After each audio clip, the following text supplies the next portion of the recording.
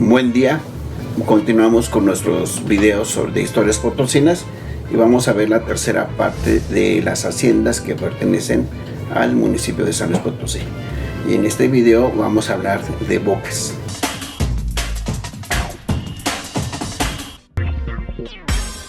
La gente que quiera conocer Bocas pues puede llegar por la carretera que va a Peñasco, se había comentado en el video anterior.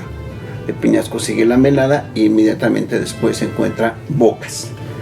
Les recomiendo un bonito recorrido por esa zona. Es una zona muy de nuestro desierto potosino. Bocas es un lugar también interesante, igual que Peñasco, porque sabemos que era un asentamiento huachichil. Incluso su nombre que le van a poner los españoles le llaman Bocas de Maticoya. Y Maticoya se supone que es el nombre del líder o del jefe indígena que hacia la década de 1580 se va a enfrentar a los españoles. ¿Y por qué el nombre de Bocas? Bueno, el nombre de Bocas lo usan los españoles para designar aquel espacio que después de un paso de montaña se abre hacia una llanura, Bocas. Tenemos muchos nombres que van a llamarse Bocas en el país, o Boquillas. Aquí es importante aclarar que hay otro Bocas para el periodo, que es el famoso presidio de Bocas, que se ubicaba en el camino que iba hacia Zacatecas. Entonces en algunos documentos podemos ver que se puede confundir Bocas de San Luis con el otro Bocas que se encontraba en el camino hacia Zacatecas, de Aguascalientes hacia Zacatecas. Ese lo vamos a encontrar a veces en los documentos como Bocas de Maticoya. Entonces Bocas de Maticoya es un lugar, digamos, tierra de frontera hacia la década de 1580, y los españoles van a crear un presidio en Bocas de Maticoya. En Bocas de Maticoya, esto no solamente es ahí, sino algunas de las haciendas cercanas a Bocas, en la actual Bocas, van a encontrar que van a tener torreones, lo cual nos denota que fueron creadas, digamos, como haciendas defensivas para posibles ataques indígenas. Por los documentos se sabe que Bocas de Maticoya empieza a ser repartido hacia principios del siglo XVII, pero en 1591, cuando llegan los tlaxcaltecas a fundar Mezquitic, la misión de Mezquitic, Bocas de Maticoya queda dentro de los límites de las tierras que se le entregan a los indígenas de Mezquitic, y así lo van a mencionar como Bocas de Maticoya. También hay un documento de 1593, resguardado en el Archivo Histórico del Estado, donde los indígenas de Mezquitic piden permiso para explotar unas minas en Bocas de Maticoya. Entonces, digamos que el asentamiento de Bocas de Maticoya es un asentamiento huachichil. Después se van a repartir las tierras a principios del siglo XVII a Gabriel Ortiz de Fuenmayor, que se le reconoce su papel como pacificador de esta región, la Nueva España, aquí en lo que es San Luis Potosí, y va, digamos, a dar inicio lo que es la historia de Bocas como hacienda. No se les olvide que las mercedes de tierras que entregan los españoles, que son mercedes de tierras para crear estancias, después de las estancias se van a formar haciendas, sobre todo a partir de la segunda mitad del siglo XVII para la región de San Luis Potosí. Entonces tenemos que Bocas de Maticoya empieza a crearse como hacienda, pero aquí es algo muy importante señalar. Las Bocas de Maticoya van a tener un territorio mucho más amplio que durante el siglo XIX vamos a encontrar que se va a dividir. Bocas de Maticoya tuvo varios propietarios durante el siglo XVII, pero a principios del siglo XVIII, Juan Caballero Ocio, que es un presbítero, que es dueño de la hacienda, y Juan Torres, que es de Vergara, que es su albacea, van a crear una obra pía que va a ser propietaria de la hacienda de Bocas. Esta obra pía va a ser la propietaria de la hacienda de Bocas, pero no solamente de la hacienda de Bocas, sino también de otras haciendas que vamos a ir viendo en el transcurso del video. Lo que se obtenía era entregado a los pobres vergonzantes de Querétaro, que está a cargo de la congregación de Nuestra Señora de Guadalupe. Entonces, durante todo el siglo XVIII y principios del XIX, la hacienda de Bocas perteneció a esta obra pía. A fines del siglo XVIII, esta obra pía va a permitir la fundación del pueblo de Agualulco en sus territorios. Aquí hay otro punto importante que aclarar. Los territorios de la hacienda de Bocas, una parte van a quedar dentro de la alcaldía de San Luis y dentro de la Nueva España, y otra parte de los territorios de la hacienda de Bocas van a quedar dentro de la alcaldía de Sierra de Pinos, que pertenece a la Nueva Galicia. Agualulco, que va a ser conocido como Agualulco de Pinos, pertenece a la Nueva Galicia, y Bocas, el casco de la hacienda, pertenece a San Luis Potosí.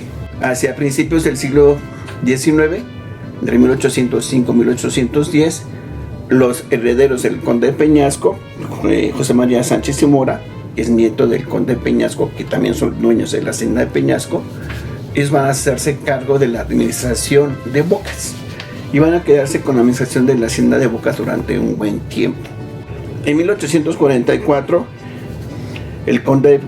los descendientes del conde de Peñasco, José María Sánchez y Mora, va a vender las haciendas de Bocas y de Cruces a Juan de Dios, que es el segundo conde de Pérez Gálvez. Aquí comienza otra parte de la historia de la hacienda de Bocas. Los condes de Pérez Gálvez van a ser propietarios de Bocas y de la hacienda de Cruces. Y a partir de estos años van a tener enfrentamientos contra los asentamientos de campesinos que están en esos lugares. Con la hacienda de Cruces van a perder terrenos para cuando se hace el municipio de San Juan de Salinillas, que va a ser Villa Concordia, y también va a tener pleitos con los habitantes de Agualulco cuando se convierten en cabecera municipal en la década de 1860. Después va a morir el conde, el ex conde de Pérez Gálvez, y va a heredar su hermana Francisca de Paula Pérez Gálvez, que va a ser la dueña de esas propiedades de Bocas y de Cruces, que ha de ser un personaje interesante de trabajar. No hay estudios sobre ella, pero sí es interesante porque es una mujer que se va a enfrentar a los campesinos, a compañías privadas por el pleito de sus tierras. Ella va a entregar, la parte de la administración de las propiedades a su sobrino, que es Miguel Rull. Y aquí es otra parte interesante de la historia de la hacienda de Bocas. La hacienda es muy extensa y entonces se tiene que decidir la división de la hacienda de Bocas. Ya Bocas se va a dividir en tres partes. Una va a ser el rancho de Bocas, que con el transcurso del tiempo va a cambiar su nombre y hoy se llama Valle Umbroso, que es otra de las haciendas, no del municipio, pero es una de las haciendas, importantes de la región. La otra es el casco de Bocas, que conocemos ahí, que es actualmente de quien estamos hablando. Y la otra propiedad es San Antonio del Rull. La gente que quiere trabajar Bocas, les voy a comentar que Bocas es una de las haciendas que más documentación tiene. Por un lado, es la hacienda de los propietarios de la hacienda de Bocas siguen conservando su archivo, pero también hay un fondo muy importante que se resguarda de los condes Rull de Azcárate, donde van a encontrar una enorme cantidad de información sobre la hacienda de Bocas y de las diversas propiedades que tuvo la familia Pérez Gálvez. Incluso la información del archivo de la hacienda de Bocas fue, aprovechada para que Jean Bazán escribiera sobre las 5 haciendas mexicanas. Después de Miguel Rull, muere su tía, él se hace cargo de las propiedades y él va a vender a los hermanos Farías hacia 1870 las propiedades de la hacienda de Bocas. Durante estos años, la hacienda de Bocas nos deja algunos planos muy interesantes. Por un lado, la división de la hacienda, pero también cuando se levantan planos sobre el aprovechamiento del río de Bocas para regar las tierras de la hacienda. En 1800 había comentado, se venden a los hermanos Farías, que es Francisco y Agustín Farías, provenientes de Saltillo, que hacia 1870 compran la hacienda de Bocas en un precio de 120,000 pesos por el predio y 60,000 pesos por los aperos, muebles, semovientes, cementeras. En total, 180,000 pesos. Ellos van a ser propietarios de la hacienda de Bocas durante una buena parte hasta fines del siglo XIX y es un periodo, de crecimiento de la hacienda de Bocas, es un periodo muy importante en su aprovechamiento y también es un periodo en que hay un cambio fundamental para Bocas, que es en 1888, cuando se construyen la vía del ferrocarril que va de San Luis Potosí hacia Monterrey y pasa precisamente por la hacienda. Ustedes van a Bocas y van a encontrar justamente la vía aún frente a la hacienda. Es interesante porque hay un pleito ahí entre la compañía ferrocarriles, la compañía ferroviaria, contra los propietarios de la hacienda, porque ellos se niegan a vender al ferrocarril y entonces la compañía amenaza con el embargo. Y lo que va a suceder es que al final de cuentas van a terminar vendiendo. A precios a lo mejor bajos, pero van a terminar vendiendo. En ese tipo es interesante porque se hacen dos avalúos de la hacienda. Hay pequeñas diferencias en cuanto a la propiedad que tenía la hacienda. Por ejemplo, unos hablan que tenía 24,000 hectáreas y otros decían que tenía 21,000 hectáreas. Y en total había un precio de la hacienda de 55,000 pesos. En 1896 tenemos algo también que es interesante, porque tenemos una de las pinturas que más se conoce en el arte de San Luis Potosí, que es Los Hacendados de Bocas, pintada por Antonio Becerra Díaz. En la pintura aparece Juan J. Farías, su esposa Doña Paz Barajas de Farías y su hija primogénita María Luisa. Ese es un texto que ustedes pueden consultar, que escribió Elisa Vargas Lugo precisamente sobre esa pintura. En 1899, Juan Farías y su madre venden la hacienda a los hermanos Genaro y Antonio Jesús García, que se van a quedar como propietarios de la hacienda hasta principios del siglo XX. En 1910, la hacienda de Bocas es una de las haciendas más pobladas del estado. Según el censo, tiene alrededor de 2,550 habitantes.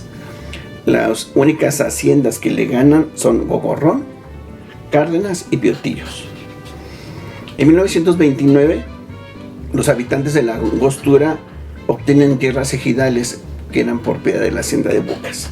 Empieza el desmembramiento de la hacienda. Y en 1930, Jesús Mario García vende algunas hectáreas de la hacienda de Bocas a Carlota Collantes de García, quien fracciona la hacienda.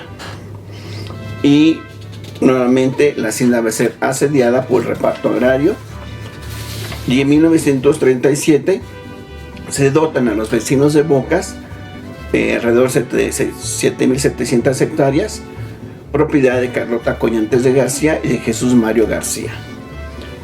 En 1954, Carlota Collantes logra por fin que el gobierno ya no afecte su propiedad, en octubre de 1954, y digamos salvar lo que queda de la hacienda de Bocas. Hoy Hacienda de Bocas es una delegación municipal, y yo los invito a que la conozcan. Puede ser un recorrido que les digo, pueden iniciar en Peñasco, después conocer la Melada y después terminar en la Hacienda de Bocas. Y de regreso pues pueden irse por Valle Umbroso para salir por Agualulco. Hay estas dos formas de llegar hacia la Hacienda de Bocas. Pues yo los invito a conocer nuestras haciendas del municipio. Ya hablamos sobre La Pila, ya hablamos sobre Arroyos, ya hablamos sobre la Tenería, que es nuestro Parque Tangamanga 1. Hoy ya hemos hablado de Peñasco, de la Melada, y hoy le toca a Bocas. Y si les gusta el video, pues yo les pido que les pongan un like y también que lo compartan con la gente de aquí de San Luis, sobre todo a los que nos gustan las haciendas. Muchas gracias.